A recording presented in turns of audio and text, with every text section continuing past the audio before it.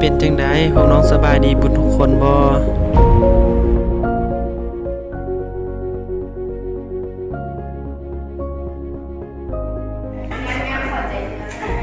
เฮ็ดจ้าไปทำห้องแน่เอ้าน้องเป็นมาใส่แฮปปี้นะเหรอรถน้องเอจ้ะเอ้าเอามาทุกคนให้งานมาเช้าเรื่อยๆเลยนะ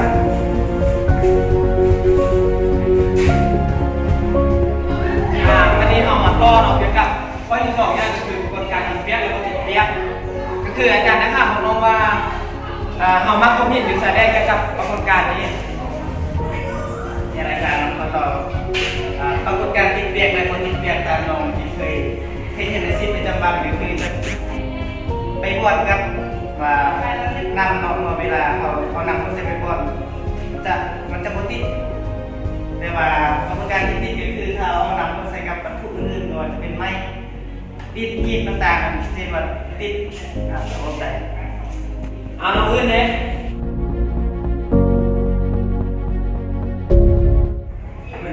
โดยมึงแล้วเข้าใจนะน้องอื่นเองเป็นยังไงการทำการแล้วพอเสียบตัวมือ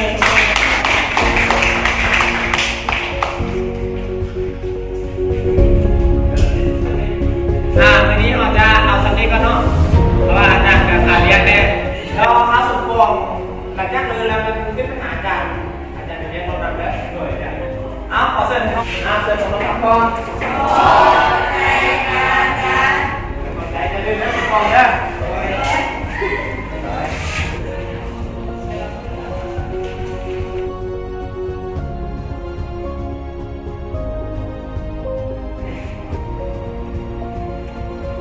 อาจารย์มีอย่างบอกสบายดีเนาะนั่งลงก่อนอาจารย์ดูยักษ์ลมนะอาจารย์เดินน้องมานี่นะอาจารย์เดินน้องมาแล้วก็ยักษ์มาตักเตือนน้องเพราะว่า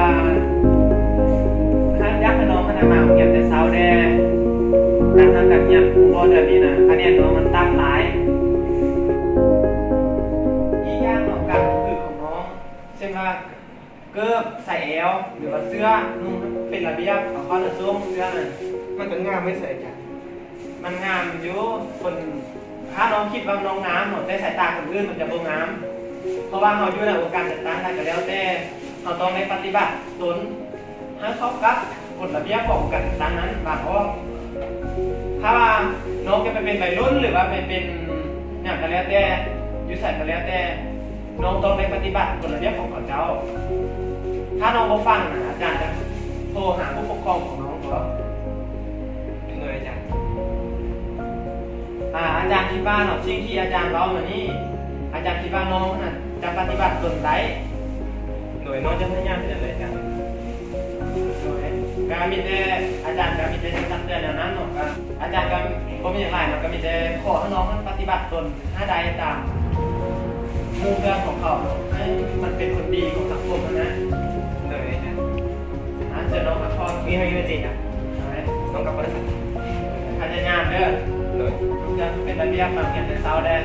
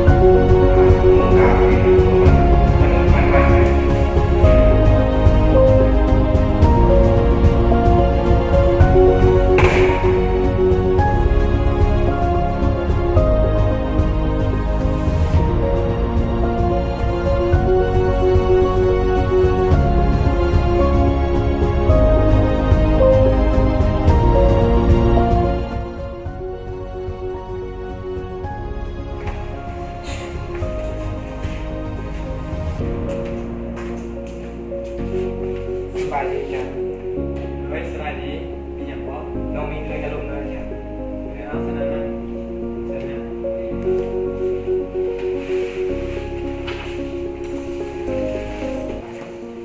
น้องมีอย่างน้อยน้องอยากมาขอบใจอาจารย์สำหรับคำแนะนำของอาจารย์ที่มีให้น้องให้น้องได้กลับเป็นคนดีอีกครั้งหนึ่งต่อไปนี้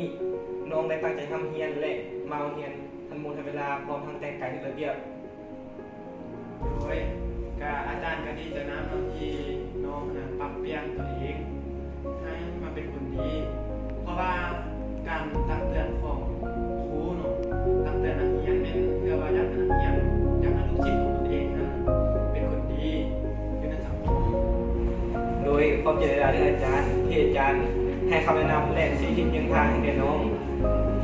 โดยฉะนั้นน้องขอกลับก่อนเลยอาจารย์เลย โดยขอบใจหลาย น้องจะฟังกับพี่ก่อน ๆอาจารย์ก็ดีใจนำเด้อที่น้องปฏิบัติ